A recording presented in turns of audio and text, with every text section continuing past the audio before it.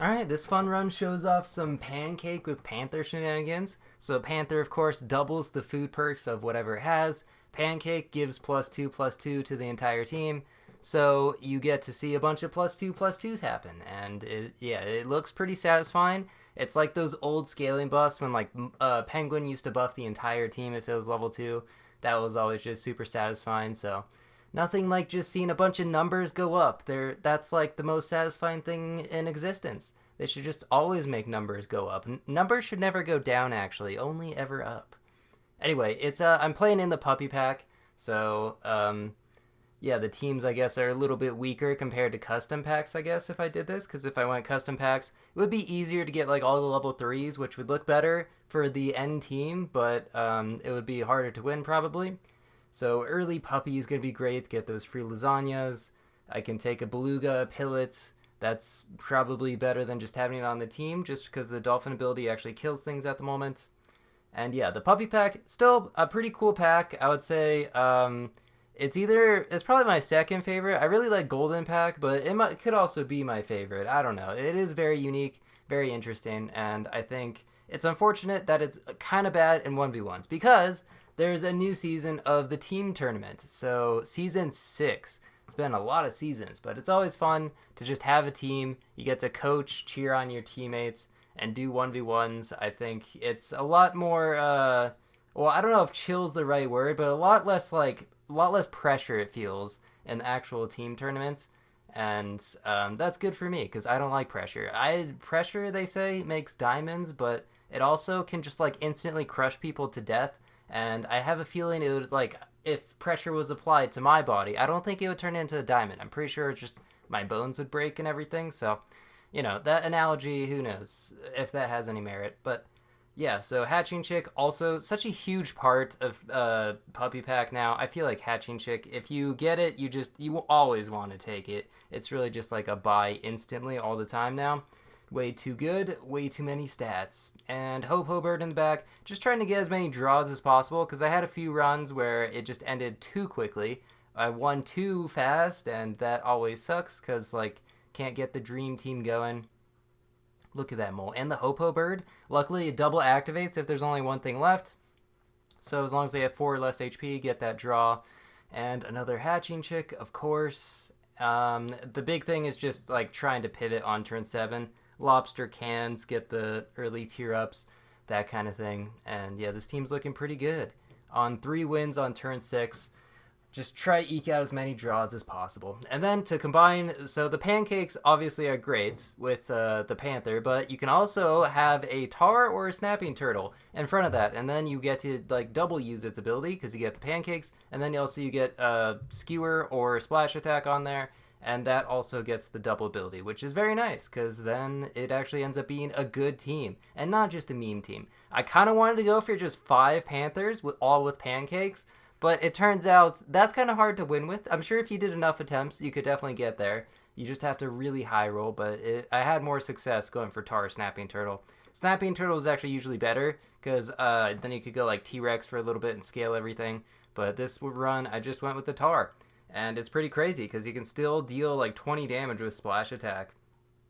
Only issue is that if it gets one shot, so you're really just hoping that they don't one shot your Panther.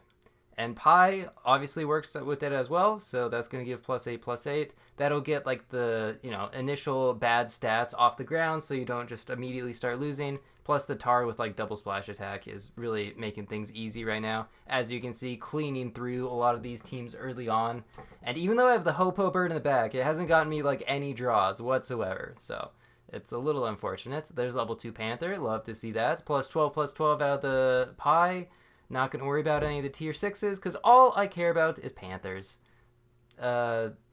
And I can take a Mosasaurus just for this round, just to get extra little +6/+6 because I guess the Tar is going to stick around.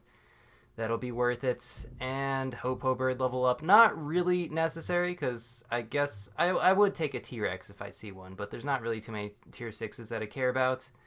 And is it going to be a draw? No, actually cost me a round there. But that's fine. I have plenty of lives to work with. That's the advantage of not losing. You actually keep lives. Who would have thought? And there is the T-Rex. So I can sell the Mosasaurus now. And it's only going to buff Panther, so not exactly amazing, but it's better than nothing. And this Panther is going to be really beefy. It's getting +4, +3 a turn, plus it gets +12, +12. So that's just going to be a lot of stats.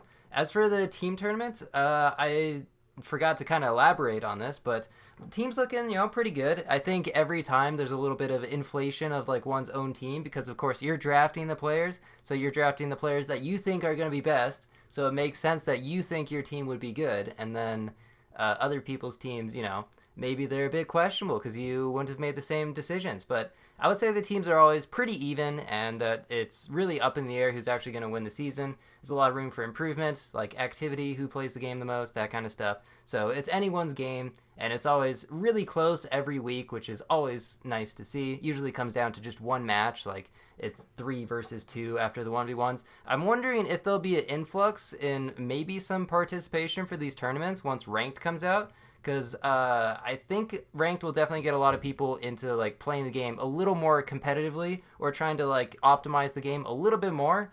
And then they'll maybe want to join a Discord or join a tournament, see how they compare to the other top players. I imagine if ranked does come out, there'll be like a leaderboard, and maybe they'll be curious to see like how some of the top players actually play the game compared to them. And in Sap Dojo, you'll be able to find that out or play against them. It should be an interesting time.